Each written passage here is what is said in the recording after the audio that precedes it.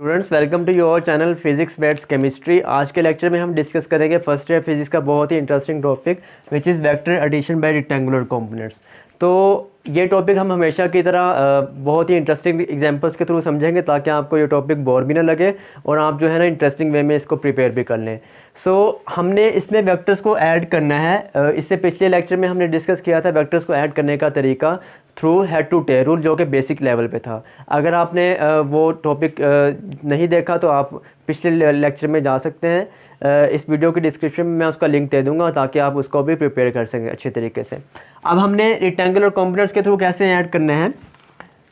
Rectangular components का जो है ना ओवरव्यू दे देता हूँ आपको।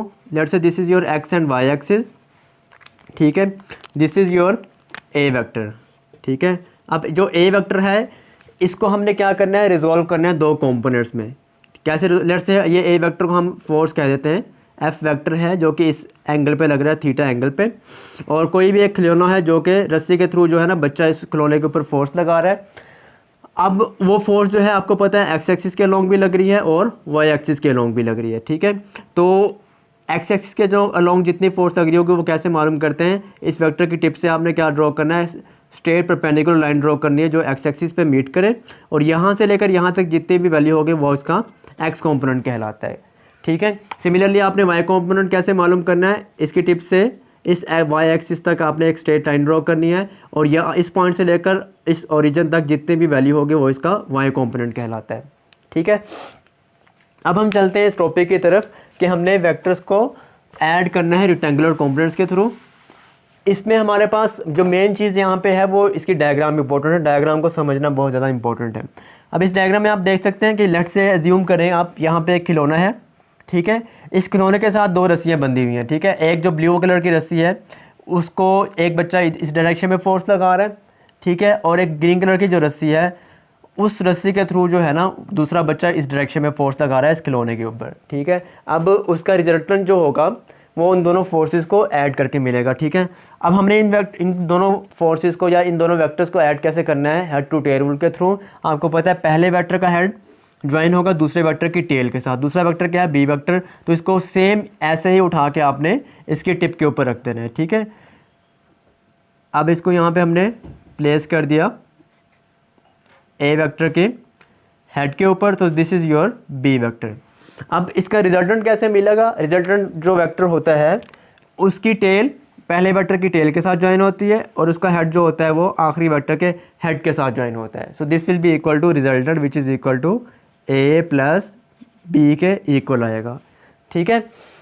तो इस तरीके से हमने वेक्टर्स को तो ऐड कर लिया, लेकिन हमने रेक्टेंगुलर कंपोनेंट्स के थ्रू ऐड करना है। कैसे ऐड करेंगे, आपने इन तमाम के तमाम वेक्टर्स को रिजॉल्व करना है इनके कंपोनेंट्स में, ठीक है। तीन वेक्टर्स हैं बेसिकली यहाँ पे। एक ये ब्लू कलर का vector which is A vector, एक ग्रीन कलर का vector which is B vector और जो ब्लैक कलर का वेक्टर क्या है ये रिजल्टेंट वेक्टर है, ठीक है। इन तीनों वेक्टर्स को आपने क्या करना है, रिजॉल्व करना है। तो ओ से लेकर पी तक क्या है, this is your resultant vector. सबसे पहले हम रिजॉल्व करते हैं कौन से कॉम्पोनेंट को, ए वेक्टर को रिजॉल्व करते हैं दो कंपोनेंट्स में। कैसे रिजॉल्व करेंगे, ए वेक्टर की टिप से आपने एक स्ट्रेट लाइन ड्रॉ करनी है, ठीक है। और ओ से लेकर लेट से आप इसको कह लें क्यू पॉइंट कह लें, ठीक है। ओ से लेकर क्यू तक क्या है, इस वेक्टर का एक्स कंपोनेंट है जिसको आप ए एक्स से डिनोट करेंगे, ठीक है। सिमिलरली इसका वाई कंपोनेंट भी क्या होगा, वाई कंपोनेंट क्या होता है बेसिकली वाई एक्सिस के अलोंग होता है जो कि यहाँ पे क्या होगा ए वाई होगा, ठीक है। अब हमने क्या करना है, बी वेक्टर जो है ग्रीन वेक्टर इसको भी रिजॉल्व करना है दो कंपोनेंट्स में। कैसे रिजॉल्व करेंगे, आपने क्या करना है, यहाँ से इसकी टिप से एक स्ट्रेट लाइन ड्रॉ करनी है, ठीक है। तो यहाँ से इसके टेल से लेकर यहाँ तक क्या होगा, इस बी वेक्टर का एक्स कंपोनेंट होगा which will be B X और इसकी टिप से यहाँ इसकी टेल तक क्या होगा, इसका Y component which will be equal to B Y होगा, ठीक है। तो दो कंपोनेंट्स को हमने रिजॉल्व कर लिया है। अब हम क्या करेंगे, तीसरा जो वेक्टर है, तीसरे वेक्टर को भी आप रिजॉल्व करेंगे कंपोनेंट्स में। कैसे रिजॉल्व करेंगे, आपके पास जो ब्लैक वाला है इसको रिजॉल्व करने का तरीका ये होता है कि आपने इस वेक्टर की टिप से ब्लैक वाले की एक जो है आपने स्ट्रेट लाइन ड्रॉ करनी है जो कि एक्स एक्सिस को मीट करे 90 एंगल पे, ठीक है। तो यहाँ से लेकर let's say this is R point, O से लेकर आर तक क्या है, रिजल्टेंट का एक्स कॉम्पोनेंट है, ठीक है। आप इसको यहाँ से आर एक्स के तौर पे डिनोट करें, तो ये सारा का सारा क्या है यहाँ पे एक्स कॉम्पोनेंट है रिजल्टेंट का। सिमिलरली वाई कॉम्पोनेंट कैसे मिलेगा आपको, वाई कॉम्पोनेंट मिलता है आपको बेसिकली इस रिजल्टेंट ब्लैक वाले वेक्टर की टिप से आपने क्या करना है, एक स्ट्रेट लाइन ड्रॉ करनी है, कहाँ तक, इसके टेल तक, और ये वाला क्या होगा, इसका वाई कॉम्पोनेंट होगा। ठीक है, सो ये हमने तीनों के तीनों वेक्टर्स को रिजॉल्व कर लिया है उनके रेक्टेंगुलर कॉम्पोनेंट्स में। ठीक है, अब हमने क्या करना है, सबसे पहले आप देख सकते हैं कि ओ से लेकर आर तक का डिस्टेंस, ठीक है, ये किसके इक्वल है, O Q plus Q R के इक्वल है। लेट्स एग्जांपल के तौर पे आपको समझाता हूँ कि ओ से लेकर आर तक की लेंथ जो है वो है लेट्स से 7 सेंटीमीटर है। ठीक है, तो 7 सेंटीमीटर कैसे किसकी इक्वल होगी, ओ से लेकर क्यू तक विच विल बी 5 सेंटीमीटर, और क्यू से लेकर आर तक क्या है 2 centimetre. So 5 + 2 will be equal to total 7 centimetre. तो हम इसको क्या लिख सकते हैं, अब बेसिकली हम फाइंड करने जा रहे हैं x component of resultant vector. ठीक है, इसका एक्स कॉम्पोनेंट मालूम करते हैं। तो एक्स कॉम्पोनेंट किसके इक्वल होगा, जैसे मैंने आपको अभी बताया, ओ से लेकर आर तक का फासला किसके इक्वल होता है, ओ से लेकर क्यू तक प्लस क्यू से लेकर आर तक के इक्वल होगा। ठीक है, अब यहाँ पे इस पॉइंट को आप क्या लें, एस पॉइंट कह लें। यहाँ पे आप देख सकते हैं कि जितना क्यू से लेकर आर तक का डिस्टेंस है उतना ही एम से लेकर एस तक का डिस्टेंस है। तो ये एम से लेकर एस तक क्या है, बी एक्स के इक्वल है। तो क्यू से लेकर आर तक को भी क्या कह सकते हैं आप, बी एक्स कह सकते हैं।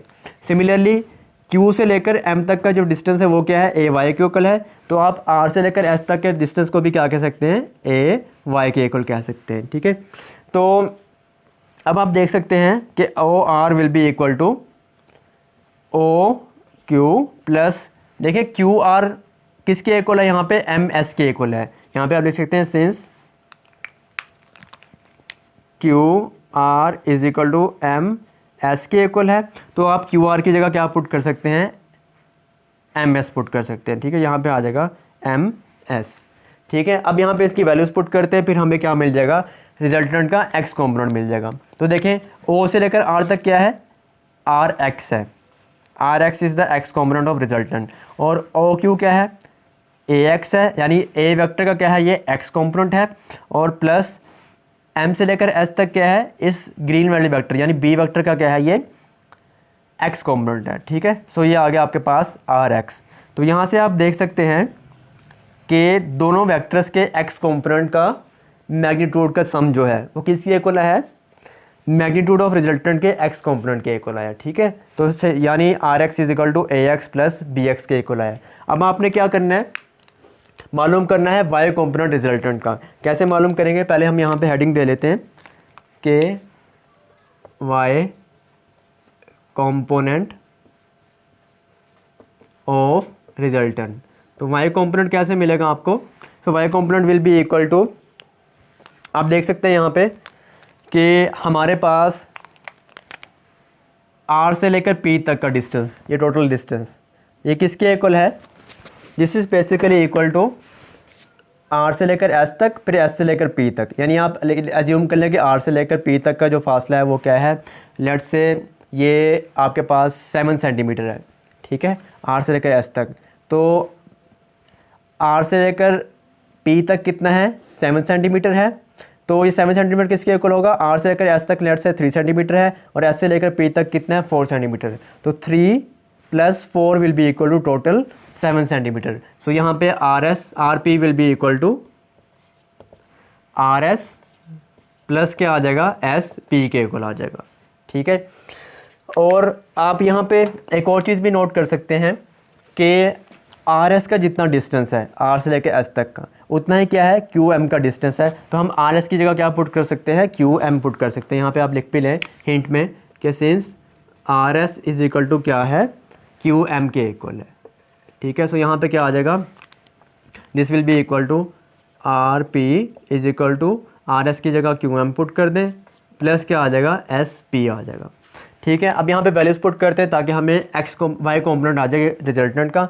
सो आर पी की वैल्यू क्या है, आर से लेकर पी तक की, ये है आर वाई के equal is equal to Q M की वैल्यू क्या है, ये है जी ए वेक्टर का वाई कॉम्पोनेंट है। So this will be equal to A Y plus S P की वैल्यू क्या है, ये है बी वेक्टर का वाई कॉम्पोनेंट। तो इस इक्वेशन से आप क्या मालूम कर सकते हैं, वाई कॉम्पोनेंट ऑफ रिजल्टेंट, जो कि किसके इक्वल है, this is equal to the sum of the Y components of A vector and B vector. ठीक है, तो हमें ये दोनों वेक्टर्स का एक्स और वाई कॉम्पोनेंट्स आ गए। अब इनके थ्रू हम क्या मालूम कर सकते हैं, बेसिकली हम वेक्टर मालूम कर सकते हैं जो कि रिजल्टेंट वेक्टर होगा। ठीक है, तो यहाँ पे हम लाइन ड्रॉ कर लेते हैं।